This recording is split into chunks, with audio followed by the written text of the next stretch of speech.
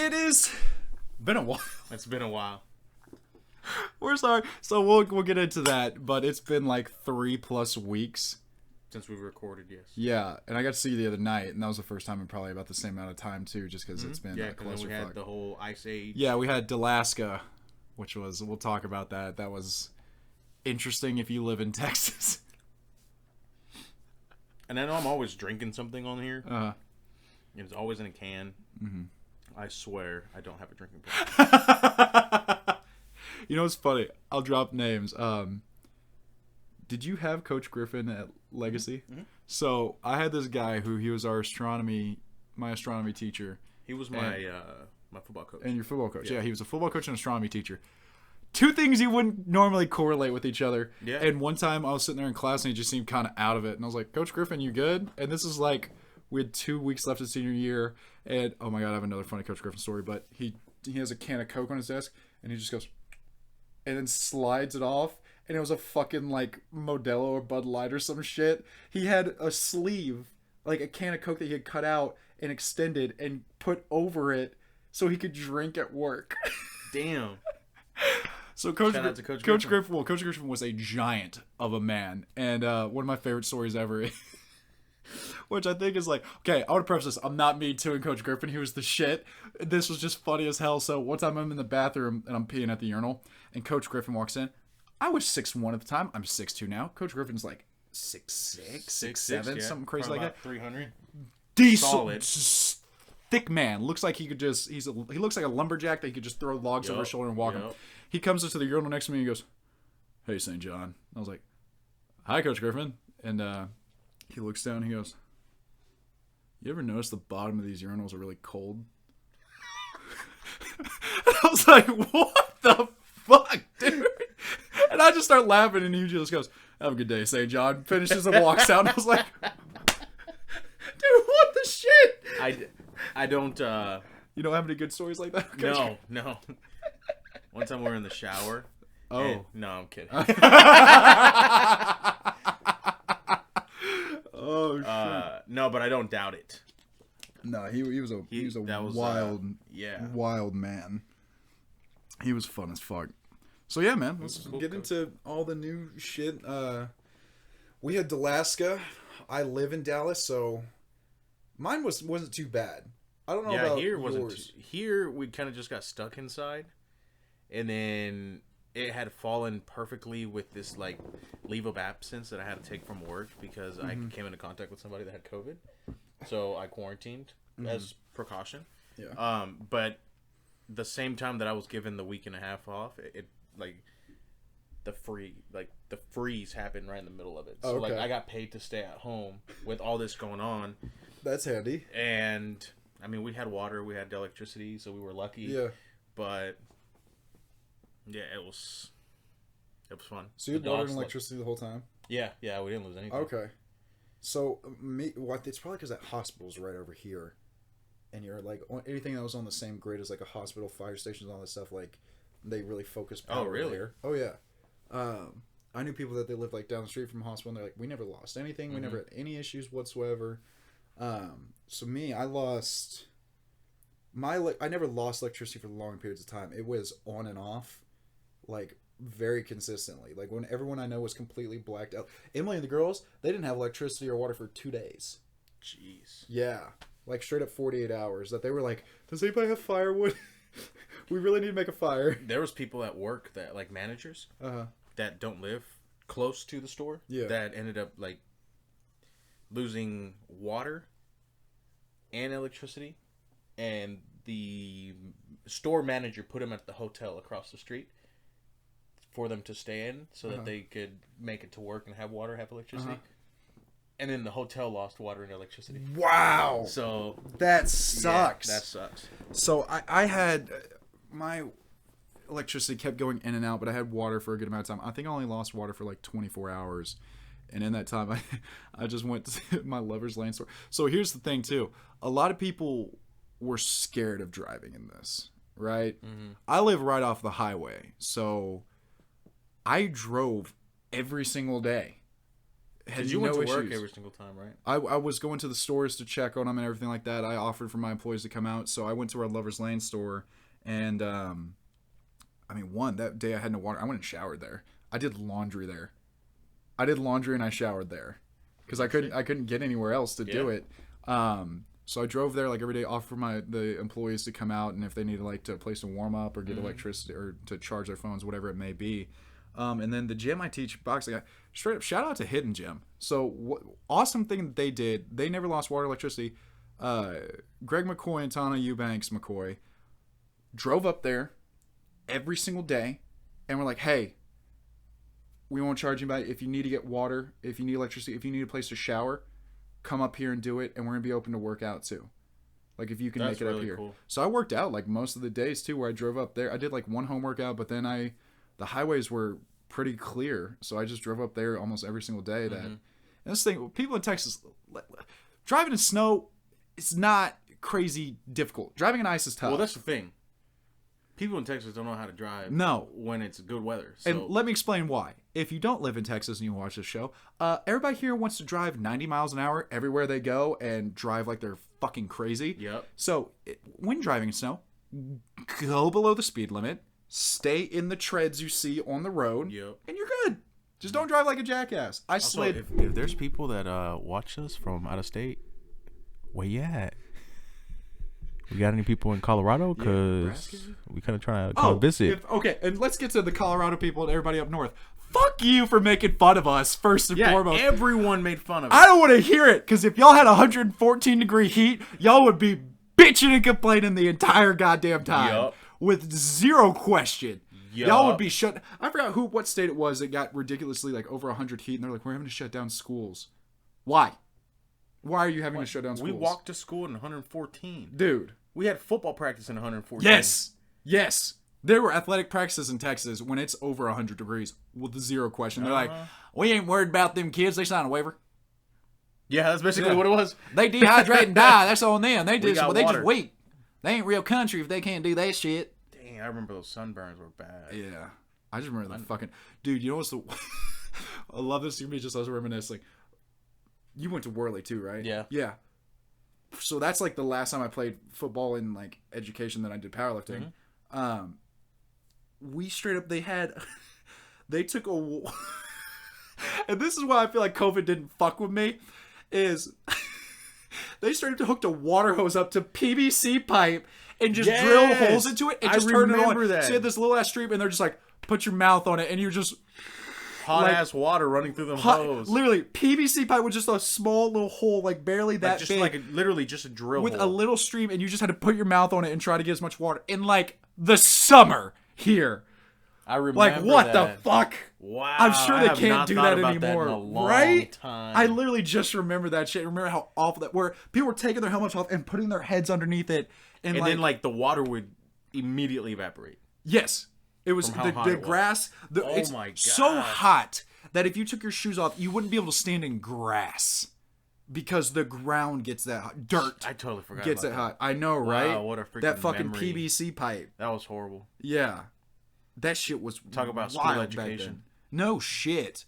I don't know what y'all do in other states, but that's Texas for you. That's just how we do shit, especially in the athletic department. I know, right? I haven't thought about that. I know. Like, that was, I'm sure, not regulated and sketchy as shit, technically, but that was not that's whirly for you. FDA. No, definitely not FDA approved. Dear God, especially not child labor laws. Child protective services. Yeah. Close enough. So we had that. I mean, I was fine. I drove every day. I was outside. I ran in the shit the first day without a shirt on. I saw that. You're a freak. Let me explain. When you cry as much as I do, it's not that bad. It's not that bad. Here's what didn't bother me. It wasn't windy. If it had been windy on top of that, that would have been a nightmare. Oh, your nipples would have fallen off. Yeah, but it wasn't windy, so you walk outside and you're like, oh, I'm okay. Yeah, that's how we were in Colorado. Yeah. Because it was like 19, but it was just no wind. Yeah, and with no wind, it's really not a problem to me. Honestly, it's like nice. I was like, I could live in this. Yeah, because we had a little back patio. So... What'd you call it? Dallaska? Dallaska. So, or we're going to call it... I'm not going to tell you where I'm from. Dallaska. As soon as it was over, Ashley and I went to Colorado. Because you didn't get enough. We didn't get enough snow. So you said, you know what? Where is it local? Where's the closest drive? Yeah. That's nearly freezing. Yeah, closest 6-hour drive. I mean, it was like 11. Oh, Jesus Christ. But Alaska was too far. Well, so let's go to Colorado. What's funny is I had just been in the same shit because I went with my ex to her grandfather's funeral who died of COVID. And I was in Colorado, first time ever in Colorado, in some podunk-ass little town. Yeah, so that was the key thing. And why I was good for this is she was panicking the entire time. I drove the entire way when it was like mid to late December. It was late December. And so once you hit Oklahoma, it was snowstormed, like completely iced over. And she was panicking the entire time. So I drove 90% of the time. And I learned doing it. And I was like, oh, I'm good. And then when everything got snowed in, I was like, this is no big deal. I drove 13 hours in this shit. Yeah. And I'm all right.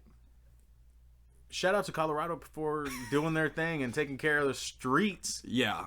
And, you know, having a good power grid and... That, too. Their water was actually... And shout out to Colorado water. And keep it... That stuff was crisp. I ain't gonna lie. Was it crisp for more than one reason? Did it taste better for more than one reason? Yes. It's legal there. It's no one. Yeah. It helps my glaucoma. Is that like a thing? Like, can you say if you got tested or something like that? Like, no, I was in a state where it was legal. No, if they drug test me, they drug test me. Oh, okay. There's no like, well, my Colorado doctor said no. But yeah, so that happened, and then y'all went on vacation, and we've just we're going back on schedule. Yeah, we're going back on schedule, so we'll be. It was a weird transition between Dallaska and then my Colorado work has been trip, and nuts. then work's been nuts. So we've been trying to get back on it. My work all last week wild. We just like kept. We were like, hey, let's do it Monday, and then it was like Tuesday. My work's got this thing, and let's do Thursday. Okay, let's do this weekend, and then. Oh yeah, and then I had my fight, and then I was like, I can't do that. And then I was in Colorado that weekend. Yeah. So yeah, lots. There's been a lot of stuff going around. Lots happened. I mean, my only day off. Well, correction. My only day off was my only supposed to be day off in 45 days was the day I was gonna fight, and I still worked like 3 hours in the morning. Dang. I finally got a day off yesterday, which was, oh my god, dude, that was nice. amazing. Actually, having a day off and being able to chill out for a bit. We had Brenner, yeah. First off, let me explain this. Travis isn't a sauce man, and I don't think I got the sauce. He's got the drip. I got the sauce and the drip, but you got some drip. I got the sauce and the drip, but I mean, like, I don't do like barbecue sauces. He doesn't do any condiments. I don't. Oh, and we're gonna do weird. That's what's gonna be funny is we're gonna do a. I haven't tried like 90% of condiments. Like I've tried ketchup, wasn't a fan of it. So we're gonna do a video of me taste testing condiments for the first time ever. If you've watched this channel, you should be aware I have a notoriously weak stomach. So prepare for a lot. And we're going to try everything on corn dogs so we can watch him just... No, let's just do French fries or something, not corn dogs. So boring. It's going to make a good clickbait. It's going to be pretty good clickbait. It's going to be some amazing clip. Like a fucking... just ranch being dripped from like the top of the... I have Ashley on like a ladder on that side. Just pouring ranch and shit. Oh, God. That'll be fucking amazing. But yeah, so we'll be doing that soon. We're gonna do this. Yeah, but he's not a sauce man. And last night we did. Go ahead. No, you tell. Brenner. We did Brenner breakfast for dinner. Ashley cooked a lot of stuff. We had some friends over. It was good. She made this. She made this bomb like honey butter, like drip, some sauce, some lubricant, depending what you want to use. Okay, so hold on, straight up. So. I tried this, and I was like, I get it. I get it. I always thought honey butter, I swear to God, and this just shows how stupid I can be. I always thought honey butter had, like, mayonnaise in it or something. I was like, I'm not trying that shit. That sounds disgusting. Mm-hmm. And then y'all told me what was in it, and I was like, oh, sweet mother of mercy. That sounds amazing.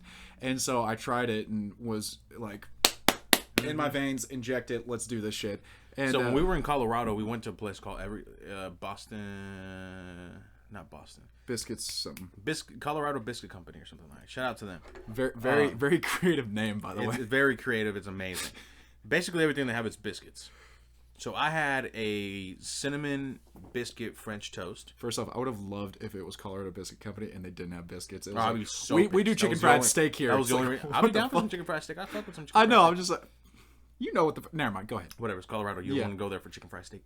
Anyways, Ashley got a honey butter biscuit sandwich. Say less. With a big old piece of like fried chicken, 2 big ass pieces of biscuits. So there's a sandwich like this big. Like there's no way you could. There was literally no way you can grab your hands on. I need to preface something so if anybody ever sees me, and I just noticed I did it. When I get horny, I like lick my teeth like that, and I just did it twice. I need to rewatch it. I'm pretty sure I just did it twice when you were talking about with chicken. I'm sorry. Go ahead. I can't believe I just did that. We got obsessed with it. We tried it. It was phenomenal. Okay. The whole weekend. Yeah, no. I'm literally not trying to. Go ahead. He just gets thunk. You see the microphone just slowly.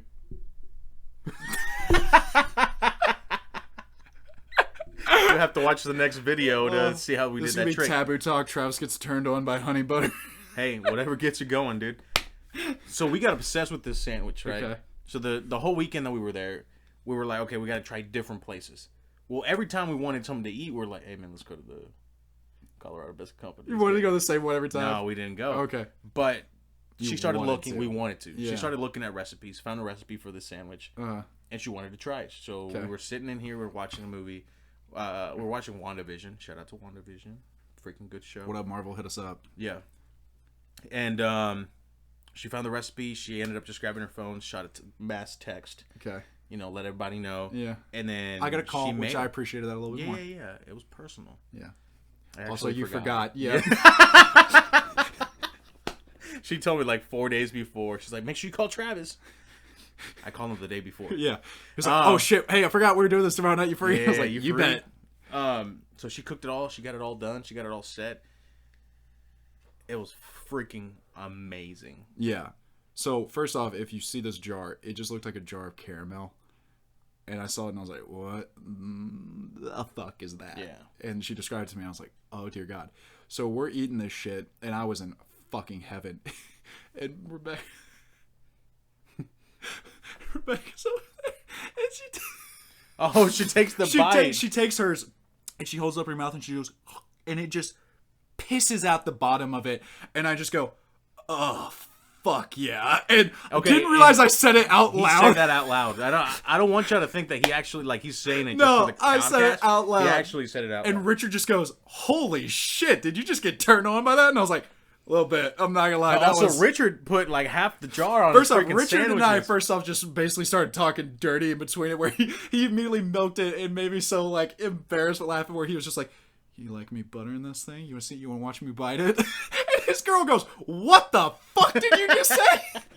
And he was like, oh shit, did I just say that out loud? And she was like, I'm worried about. I was like, no, we can be friends, goddammit. Like Jose's side friends can, or other friends can be my friends, and we can talk dirty about eating honey butter biscuits. So, end of story. We smothered it all up together, but it was just so good, people. And we started getting disgusting with it, where they just put more and more on top. So Richard goes and gets a. Oh yeah, okay. So we had scrambled eggs, we had crispy bacon, we had hash browns, we had the honey butter chicken biscuits, and then we had these cinnamon rolls. So Richard goes and gets a cinnamon roll, and I just am sitting there, and he's about to eat it, and I was like, I wonder if that would be good on a cinnamon roll. And he goes, yeah, I wonder. And he puts it on there, and he bites into it. And he goes, oh fuck, bro. He comes up to me. We were outside. Everyone there was disgusted with us. We were out back, and he comes up to me and goes, hey, man, you got a jar? I can take some of that home. No, the best part is he walks out, and I told y'all that we put honey butter on the cinnamon roll, and he walks out with it, and TJ just goes, let me get a bite of that. And he just gives it to him. He just shoves it in his mouth. And he goes, oh, yeah, that's good. Yeah, he ended up going home with a jar. He took like half the jar of that was made, and he took that home. So yeah, and I think y'all offered it to me, and I was like, "Nah, that'll be straight up." I know you were gonna drink it. Yeah, I'll be smothering it on myself and just like. You went for seconds. I was surprised. It was good, bro. It was delicious. Shout out to Ashley for that. You know, I eat. I just everybody. Okay, and this is a thing that's been bothering me at my work. People think I don't eat. I weigh 220 pounds. I'm 6'2". You think I don't eat? I just intermittent. I don't eat in front of people. It's not that you don't eat. It's just that like the stuff that we cooked last night. Oh, you don't. It wasn't like the healthiest. It wasn't bad, honestly. But it wasn't. It wasn't horrible. It wasn't bad. So, eggs, hash browns, a shit ton of carbs with the biscuits. Hey man, that was the only thing. That's why I was like, dang, he's going for seconds. Yeah, I got a good pump, and then I got a good fucking pump. If you catch my drift. I was thinking about that honey butter all night long. And he was using that honey butter. He put some in his hand and just drove with the other one until he got to the house. It's that when you, like, you know, because most people when they eat something they're just like, you know, so whenever you, but then that's the kind of stuff that you're just like. You take your time. Your eyes start rolling back in your head. You're like, you pull out the fucking candles. Fuck. The anal beads. Maybe we're gonna try something different. Let's get some restraints, and I'm bringing some honey butter into the bedroom. Some honey butter. You pour a bag of ants. I was about to say. You go in and there's like ow, medieval, ow, ow. What is that? I don't know. I didn't think I was going that hard. Oh shit, it's ants. Yeah. Ooh, I like when you bite. How are you getting all over me? My God, you're biting me so thousands of them. Oh my God, how? You're like, what? And you hear your voice from like across the room. You're getting a glass of water. Oh, fuck, man. So, yeah, that's been, I fought recently. Mm-hmm. That was, fun. It was. I mean, it's just, people are always what was the weight class difference? Okay, so... Because he looked like a big guy. So this was a smoker. So what a smoker is, it's like basically some coaches will bring. It's a gym hosts it. Coaches will bring their fighters over to test them and see where they're at, to see where they should like be fighting at, whether professionally, amateur, and all that shit. I'd already done one of these, and last time I'd gotten so mixed up. So like a lot of people had tried to come. You tried to come. So many people got moved up. Well, yeah. So the last smoker, I was supposed to be like the 4th or 5th fight. Get there, my opponent doesn't show up. They mix shit around. I fight some random dude. And then y'all were late by like 2 fights, which you didn't know, and then because I was supposed to be fighting later, yeah, the girls weren't able to show up, and like a bunch of people missed it because it was just at the wrong time. So this time, when of course, because I don't like, Landon told me I have to get over this. I don't like my people watching me fight because like I'm good, but I could get knocked out. It happens. Mm-hmm. It happens to people. I could definitely get knocked out. So my thought is like, I don't want to see my people get knocked out. Like my mom struggles every time she watches me fight, even though I've won both of them. And yeah, and so I was just like, well, okay. And so I texted everybody. I was like, look, everything starts at 3. Mm-hmm. So we start at 3. I know exactly who I'm fighting. I find out a week in advance. So I was trying to cut to get to around 205. I was going to get to like 215, 212. And then I was like, okay, cool. I'll cut water. I know for a fact I can make this weight professionally. I know I can make it. It's not even a question. It's like I was just doing it as a test run. Find out who I'm fighting, and I'm like, oh shit, he weighs like 250. So I was like, there's no point in me cutting anymore. So yeah. I was fasted like 216, 217. So after food and water on the day of the fight, I weighed like 220 on the dot. And I didn't finish with smoker. So a smoker is, yeah, it's like your coaches and everything bring people in to just gauge where they're at. And it's a fight. I mean, the only difference is we did kickboxing, so it's 16-ounce gloves. Normally I would wear like 10 or 12s. If it's Muay Thai, I'm wearing the 4-ounce MMA gloves. And then it's shin guards. Really doesn't help that much. Like, it's just a stupid safety precaution at the end of the day. He kicks fucking hard. So I'm going in to fight this guy that I know that he and I have worked together. He and I have had issues before. And I was like, okay, he's a really good boxer. He's got a lot of power. He's probably going to have 30 pounds on me. He wound up having 32 pounds on me. That being said, I knew he was going to underestimate me. And so we go in, Landon and I game plan. We talk a little bit about who he was. And he was like, okay, so he's just pretty much going to box with you. I was like, yeah. He goes, okay, so let's focus on getting out of range, getting away from his hands. Let's focus on leg kicks. He was like, leg kick the absolute fuck out of him. That dude's probably still not walking straight. I can almost guarantee that shit. Yeah, you got him pretty good with some hits. Oh, I'll show you the full video. It's fucking nuts. Yeah. For all the people asking me to post full video, Instagram, it's 3-minute rounds. Like, I can't post all of that on Instagram. I'll put it up on YouTube. I don't give a shit. Like, I'll be honest. I won the first round. He won the second round. You could probably put it as your what are those videos? The reel? The reels. Will it do 9 minutes? Oh yeah. Okay, so I'll probably throw it up there. Yeah. I gotta edit it together. But so we go into this fight, and that was the game plan. It was like stay out of his range, light him up with leg kicks, and just focus on that pretty much, and then throw head kicks when I get the chance. So we go into this, and we show up at 3 p.m. or I show up at 2 p.m. on the dot for check-ins. Check-in, Landon's there with me. And then they keep telling us, oh, we're like a bunch of people's opponents didn't show up, so they're scrambling to mix everything. I know I'm still fighting the same guy because I know he's going to be there.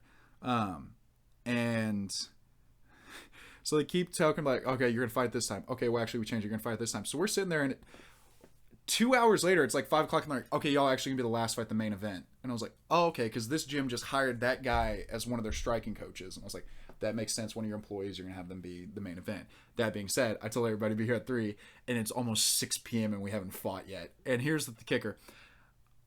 My stomach had been really upset the night before when I was training with Landon, and I was like, oh, I might, like, to where I was almost shitting myself. Mm-hmm. And I was like, I cannot have that happen tomorrow because I would rather get knocked out than shit my pants in front of everybody from a shot. So I was, like, eating very sparingly. I'd woken up at I didn't sleep well the night before. That had to do with work, not with fight. I don't get anxious on fights like that. Like, to me, it's just, it is what it is.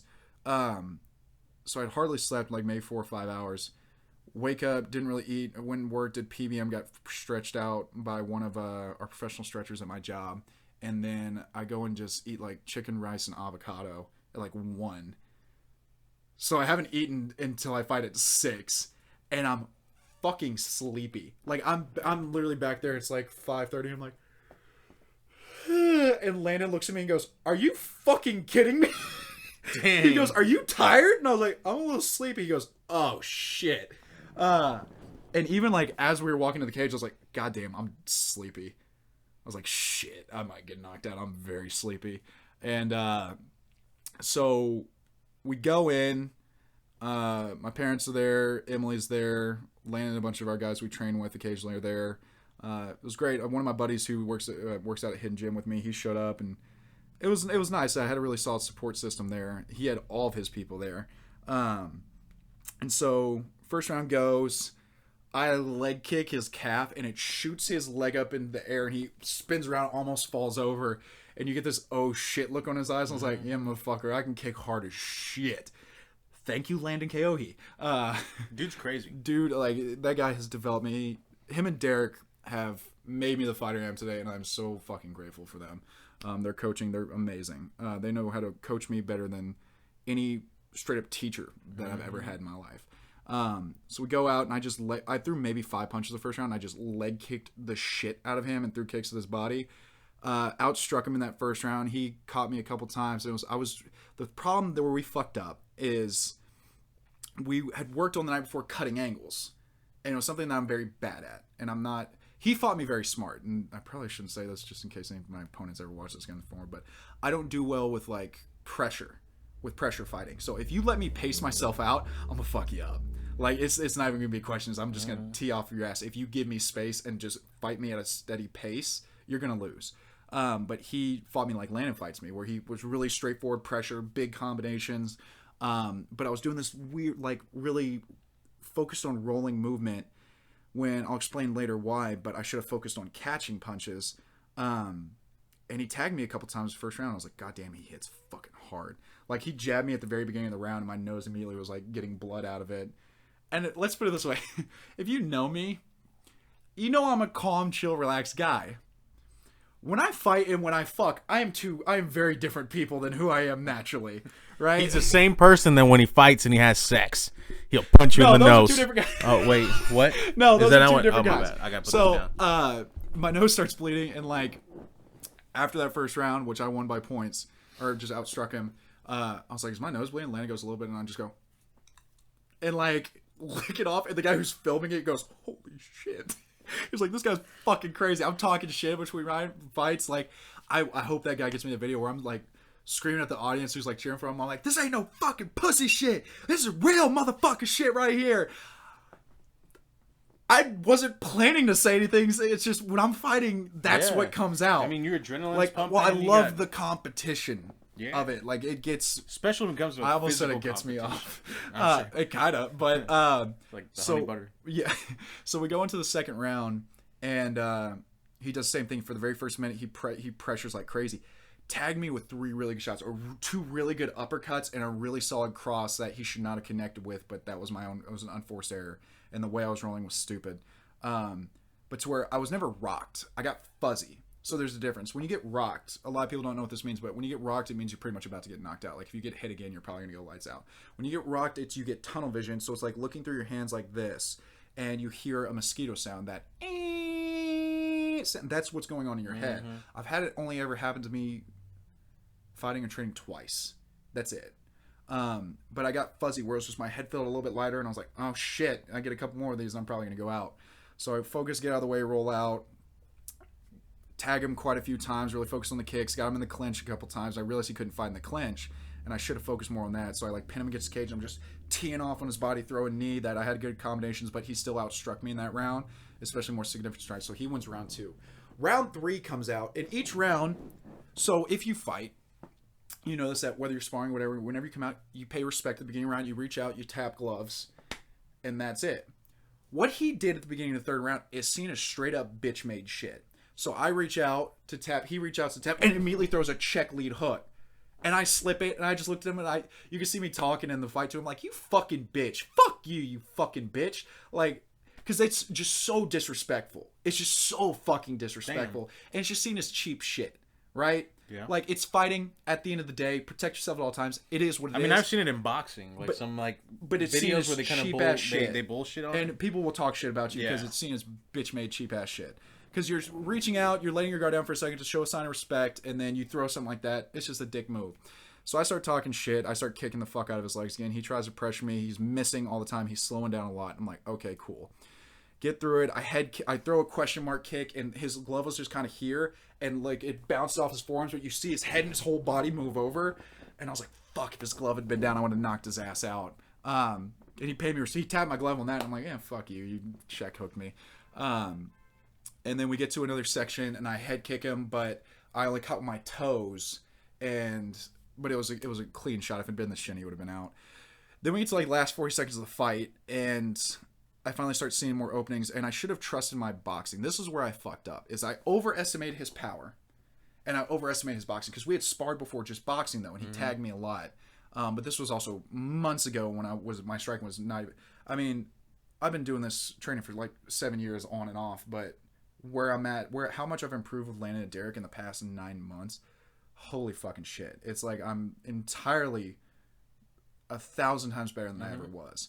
And I overestimated him and his power, and that's when I started catching shit with hooks. Catching is like you're pulling up here so that I can catch a hook, so you're not getting through, you're just hitting my arm. And I was catching shit, I was like, oh, you're not even phasing me, because sometimes you can feel it. He didn't even phase me. I was like, oh, okay, I can box with your ass now. Get him up against the cage, he backs up, and I use my jab hand a lot to just get in people's face and throw off their eyesight. Stick my hand out, have him blocked, he covers up with a shell, throw a cross, and I've been hardcore athlete-specific training on strength and conditioning my jabs and my crosses to really power up my straight shots. And my cross goes straight through his forearms, tags him right on the chin. Oh, fuck. Tags him on the chin. You're gonna knock yourself out. Oh. He's hearing the mosquitoes. Tags him on the chin, and his hands come down, and I see his eyes kind of like roll, and I was like, oh, I'm about to knock your ass out. Hook to the body. He spins around.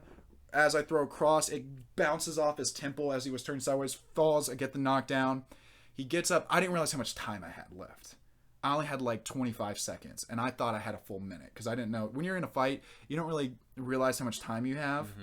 And when you have that many people screaming and yelling, you can't hear your corner. So I could like hardly hear Landon yelling for what combinations and shit.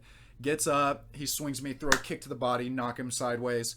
He swings again, throw another kick to the body, knock him sideways. Goes up against a cage, throw a big left hook, tag him. Big cross, tag him. He goes up against the cage.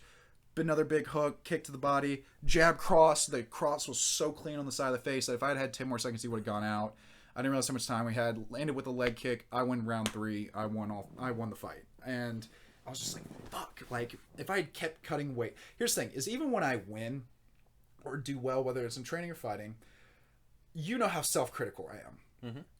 Horribly. So even though I'm like talking and bullshit and all these people are like congratulating me and telling me I did an excellent job, even some of his people, that I was like, oh shit, cool, thanks. And me and one of my buddies were just bullshitting around after the fight. As I'm like driving home, I'm like, you know, if I'd kept cutting weight, I would have been in a little bit better shape. I'd have had better cardio.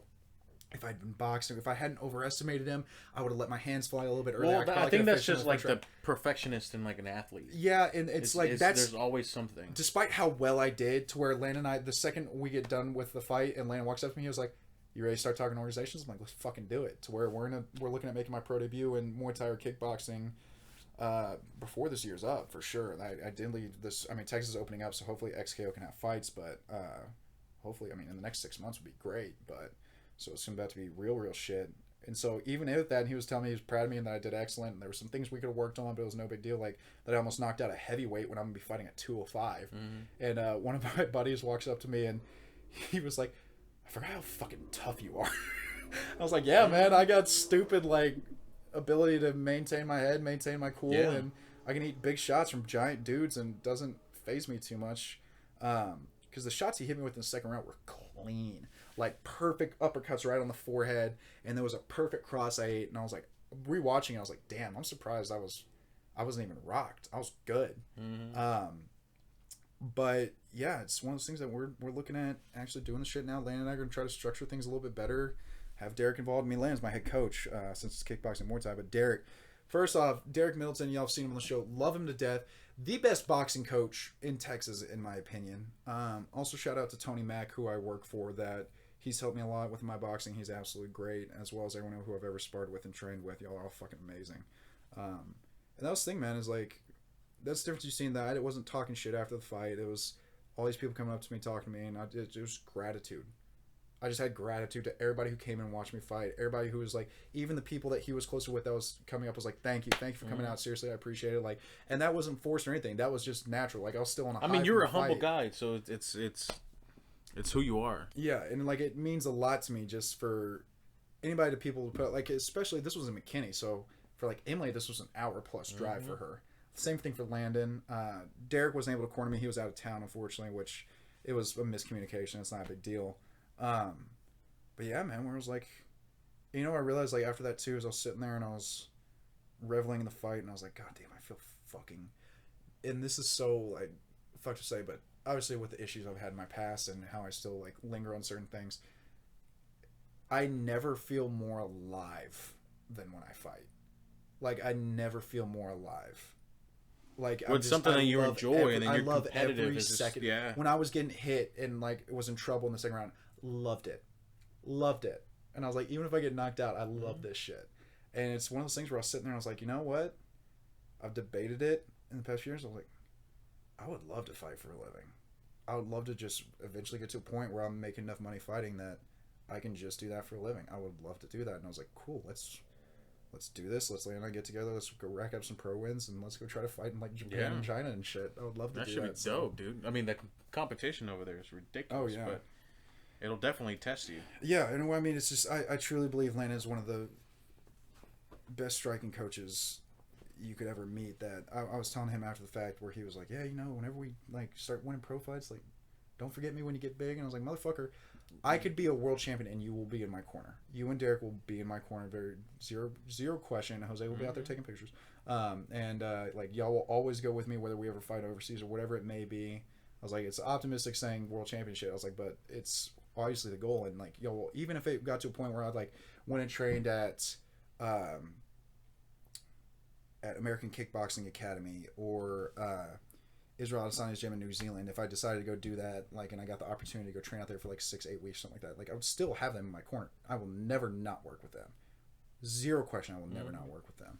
But yeah, man, it was fun, and that was that moment where I was like, I'd love to fucking just do this, train for a living and fight for a living. I would love to do that. Yeah, so, that'd be so much fun. We're gonna be working towards that.